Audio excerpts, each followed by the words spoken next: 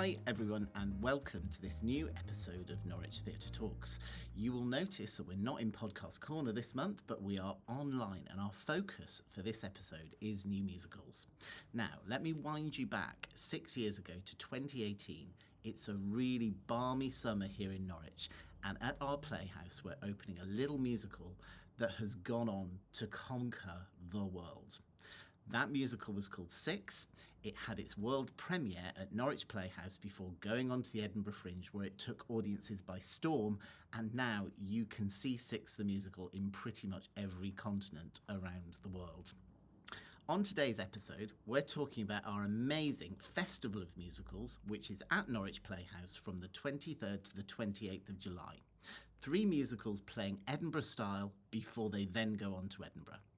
On the pod today, I'm going to be talking to the cast of I Wish You Well, the Gwyneth Paltrow Ski-Trial Musical, Come Dine With Me, the musical, and Silence, the musical, which will be playing at Norwich Playhouse before then going on to play at venues at the Edinburgh Fringe.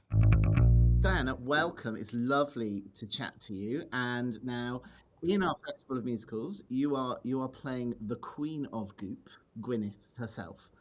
Tell us a little bit about the Gwyneth Paltrow Ski-Trial Musical. The show is, we just did our first run yesterday and it's absolutely hilarious. It's all set in Utah in the courtroom of this absolutely bizarre trial where Gwyneth is getting sued for $300,000 and she's countersuing Terry for $1. And it's absolute madness. It was such a meme TikTok frenzy moment.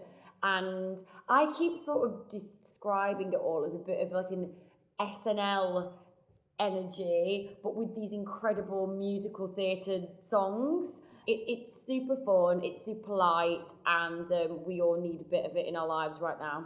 Did you follow it when it was happening? Were you kind of like, were you hooked on it like lots of the rest of us? Yeah, I'm obsessed with American court trial. I think there's something really fascinating about it. I think that we don't get to see what goes on inside courtrooms in the UK, so we were opened up to that. And then seeing these celebs, that we obviously put them on such a pedestal and we get to see them in these environments. And yeah, I was completely obsessed. Do you think she was kind of like almost playing a character, or do you reckon that just is Gwyneth? She's just absorbed that? I feel like she is very cool and calm, collective, and I really feel like she took on that case and went to the court because she really had a point to prove. Yeah. And she could have easily maybe just been like, oh, let's just pay him off. She's like, we're worth like what, £250 million, just do that, or let's not take this to court, we'll do it behind, it's like, I want to go and I want to have a voice and I want to do this for women. And I think that it was something to do with justice and fairness, and I think that was all part of it. That cool, completely in control, kind of absolutely on top of, totally zen. Is that Diana Vickers, or is this rather stretch? Absolutely not. But actually, in this process, I'm playing a lot. Obviously, there's a lot of madness going on around me, and it's actually, this piece is an ensemble piece as well. So there's 4 of us, and obviously we've all got our characters. But a lot of the time, we are playing ensemble and supporting each character when they have their moments. I think having the calmness of Gwyneth throughout when I get to be her has actually helped me during this process quite a lot. I'm convinced, as it goes, that after those court cases, she was going home, putting on sweatpants, eating pasta out the pan, drinking cheap wine. She 100% was. We do think, don't we? We're like, Gwyneth, like, she eats a good loaf of bread, doesn't she? She loves it. I mean, this is an exciting kind of step for you. I mean, this isn't your first moment in musical theatre. You did Little Voice. I remember seeing you in Little Voice. Yeah. And thinking back to X Factor, this is an exciting development for you as an artist to do this. I'll tell you what it is that I really love about this project in particular is I think over the past couple of years I do a podcast Q&D on my Instagram that I do really funny songs and write, and over the years my people around me have just said to me before I started doing that, Diana, you're really funny and creative and you need to do more things like that. And what I love about doing a show like this is it's so silly and it's comedy, but also being able to sing and dance and it just feels It's really exciting. It just feels like a really exciting, creative process. And a female powerhouse of the show. I mean, Gwyneth, you, working with Arlene as well. How's it been in the room? It's been, honestly, it's great. Arlene's amazing. She's just fabulous. She comes in and like she'll give us notes and we're like, yes, the Queen's spoken. You know, you're like, yeah, I hadn't thought of that. Of course you said. It's great. It's such a good team. And that's special, isn't it? Because going to Edinburgh as a unit that's really important because it's a long old number of shows that you do up there. Is this your first Edinburgh experience, or have you done it before? It's actually not. I took my own show up there 2 years ago, and it was really, really fun, but it's really hard work. And we didn't get a lot of press about that or anything. And I was going on the streets, being like, please come to my show. And sometimes you get like 10 people in, sometimes you get 200 people in. So it feels really nice to be a part of something that already so many people are so excited about. And I was like, you know, I went to go and watch Rob Madge in the Cow with their show that year, and I went to go and watch that about 5 times. And I was like, oh my God, I want to come back to Edinburgh and do this venue. And the fact that I get to do that is really cool. Yeah, it's a special environment, Edinburgh, and I think people don't realise how hard it is for artists. It's funny you mentioned Rob's show, My Son's a Queer, because that was in Edinburgh and came to us in Norwich. And there was another little musical that had its preview, like yours, in Norwich, and then went to Edinburgh. It's called Six. We can't wait to have you here next week. I think audiences are absolutely gonna love seeing the show. And I think whether you followed the trial or not, if you just know that it was like a thing that was going on, and you kind of, what was that all about? It's a great shot to kind of, you don't need to have followed it religiously. I really don't think you do. I think it's like, I think, as I said, recently we have got slightly obsessed with Agatha Christie, the Johnny Depp Amber Heard. This was a big one. And I think it's now a bit of a thing, court TV and celebrity. So I just think it's a real, you don't need to know the insides out of it all. It's this world, celebrity, ridiculous. Final thing, we played a little game with the guys from Silence and the guys from Come Dine With Me. So I'm going to read you some statements and give me a yay or an A if they apply to your show. Okay. Okay. The show will make audiences laugh out loud. Yay! Audiences will know what to expect. I think you'll be shocked. I think you'll be also like, oh my God, this is crazy. So I don't know. Okay, the show features internet memes. Yay. The show is safe to take your granny to. No. No, it is. The show will give you some good chat for in the bar afterwards. Yay. The show's suitable for a first date. Yeah, I think so. I think we've both got a good sense of humour. It's a new musical that audiences are going to love. Yay, yay, yay, yay, yay, yay, yay.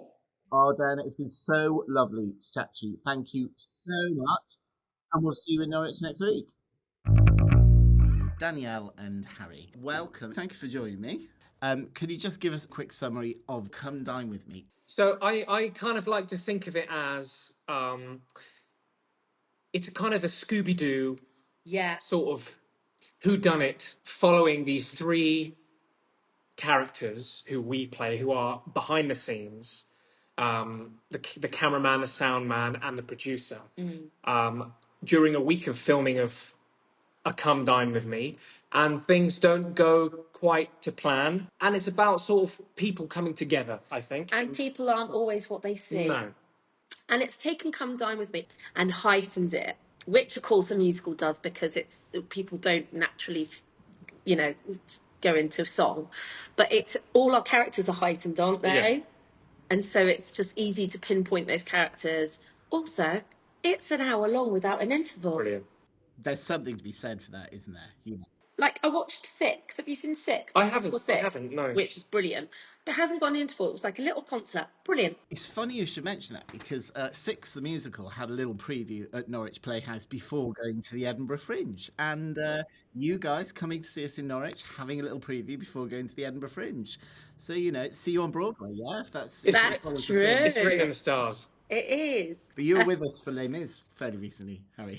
Yeah, it's that's a complete other spectrum, isn't it? Really? Yeah. And actually, I'm really glad, because Les Mis was my first job, and then I did Evita, and they're not the most light-hearted of shows, putting it that way. But I love them. But it's great, like you said.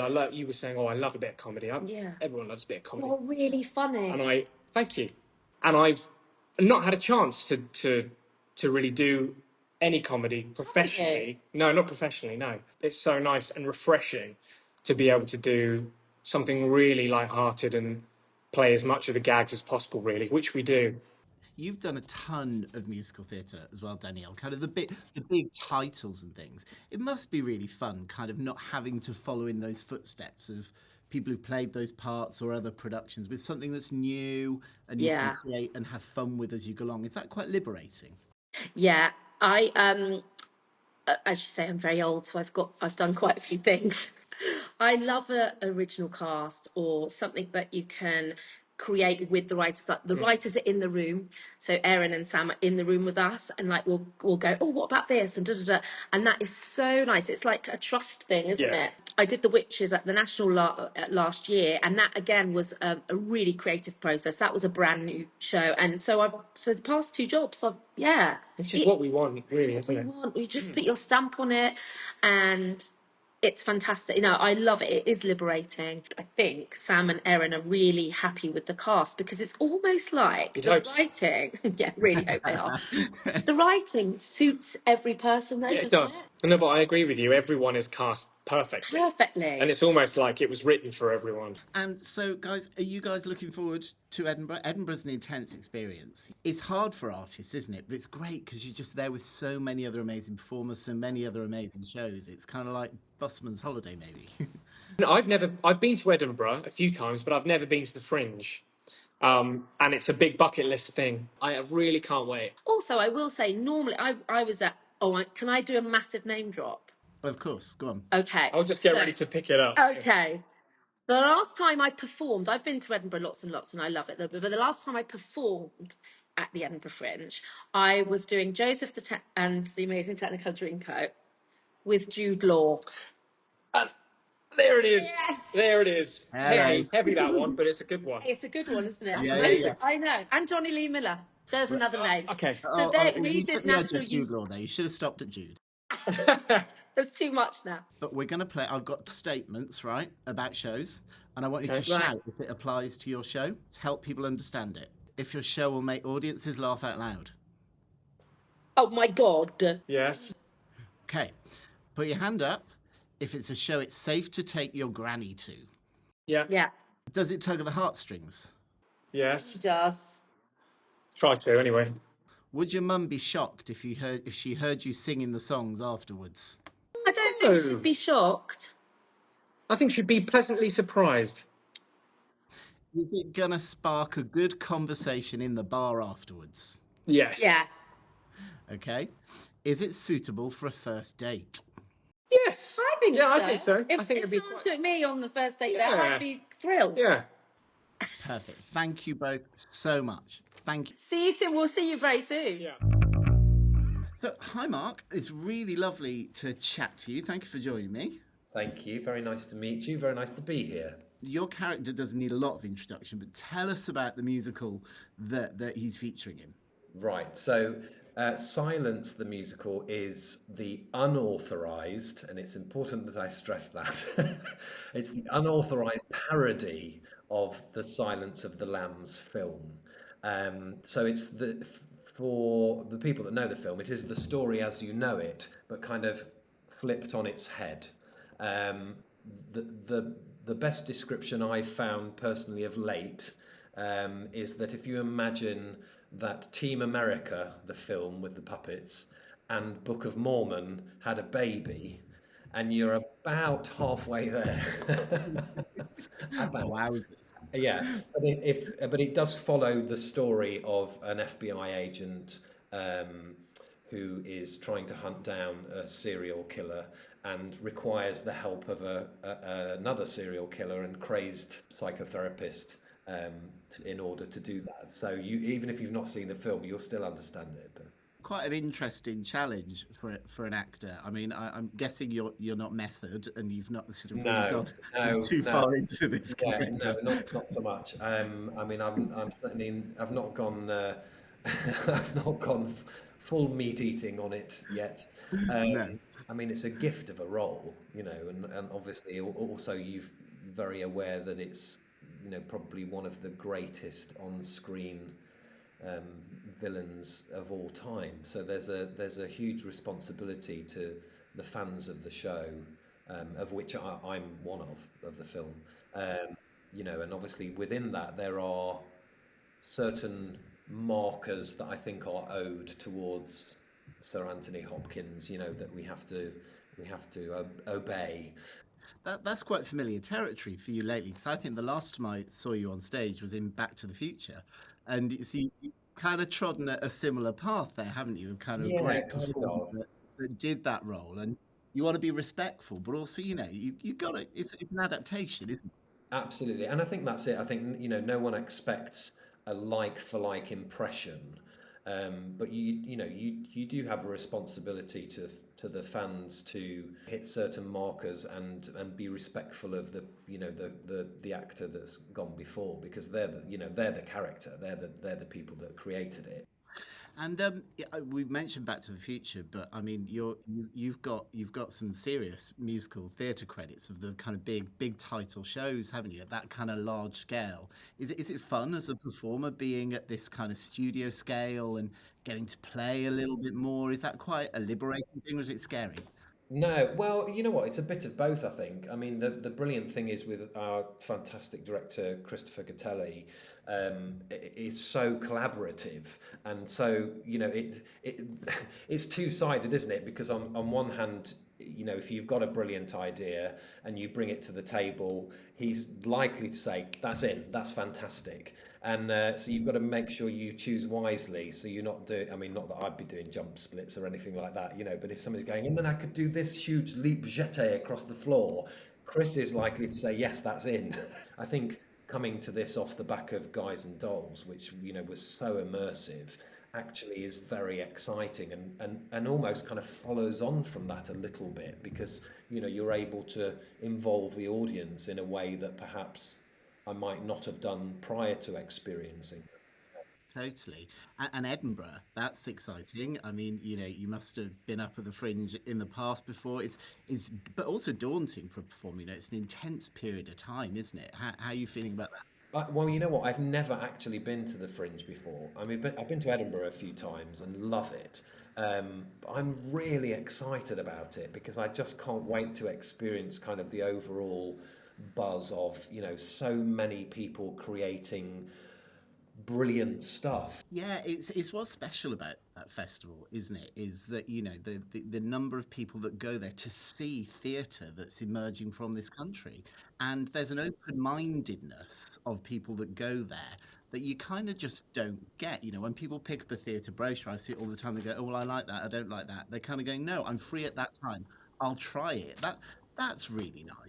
That's kind of special, isn't it? Yeah, really special. And I think it kind of it reminds us that theatre needs to be as accessible as possible to everyone, but not just with regards to the areas it's located in, but also the financial element of it, because of course it's huge, as you well know, it's hugely expensive to put theatre on, but equally it's very important to keep bringing in new audiences and allowing people the opportunity to experience theatre for the first time, and because one drip feeds into the other, doesn't it?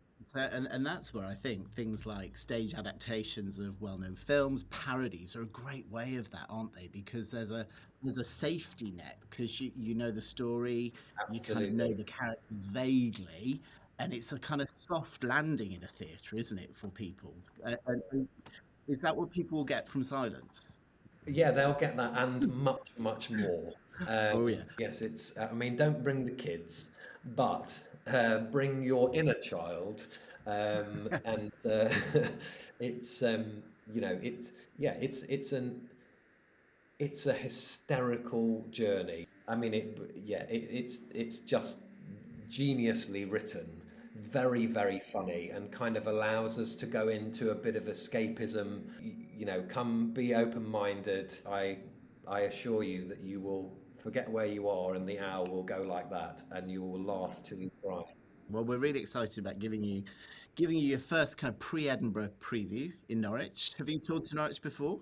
No, I haven't, but I'm very excited to be there because my wife was there a couple of weeks ago with Cluedo too. So she knows all the good hangouts, You and know, all the good hangouts. Every day she was going, go here, look at this. This is great. Go do this. we've given a few shows their pre-Edinburgh preview. They've gone on to do some quite good stuff. So we're feeling confident we can give you a good lift off. Brilliant. I have no doubt, and we're very grateful for it. Now, Mark, we've played this game with members of the other two shows. I'm gonna read you some statements, and I'd like a yay or nay as to whether they apply to silence. The show's gonna make audiences laugh out loud. Yay. Audiences will know what to expect from the show. Nay and yay. The show is safe to take your granny to. Yay, if your granny's got very dark, rude humour in her bones. The show's got a plot twist. Yay. Your mum would be shocked to hear you singing the songs in the shower afterwards. Oh, treble yay. You've got an elaborate dance number. Yay. And finally, a new musical that audiences are going to love. Absolutely yay. Mark, it's been so good to talk to you. Thank you ever so much for joining me. We can't wait to welcome you to Norwich with Silence, the parody. Thank you very much, Stephen. Lovely to speak to you, and we can't wait to be there. We're very excited. Well, I hope you enjoyed hearing from Diana, Mark, Danielle and Harry. And whether your thing is Gwynny or Silence of the Lambs or Come Dine With Me, come and check out some of these amazing shows which are at Norwich Playhouse from the 23rd to the 28th of July, and tickets are available at norwichtheatre.org, or catch them at the Edinburgh Fringe. I'll be back again next month. See you then.